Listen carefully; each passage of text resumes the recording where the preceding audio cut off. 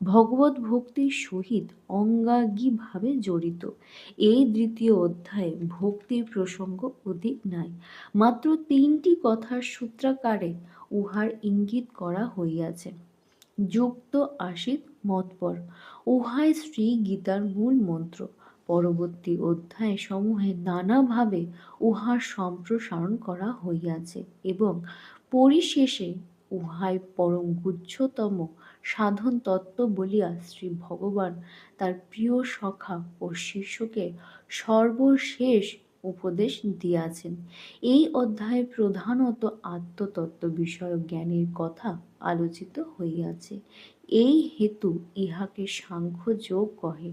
সমগ্র গীতায় জ্ঞান, কর্ম ও ভক্তি এই ত্রিবিধ যোগ এবং প্রসঙ্গক্রমে ত্রিগুণ, পুরুষ প্রকৃতি, সংসার মোহ, মোক্ষ ইত্যাদি বিষয় বিভিন্ন অধ্যায়ে আলোচিত হইয়াছে। এই দ্বিতীয় অধ্যায়ে এই সকল সূত্রাকারে বিভিন্ন স্থলে উল্লিখিত হইয়াছে। এই জন্যে এই অধ্যায়কে গীতার্থ সূত্র বলে।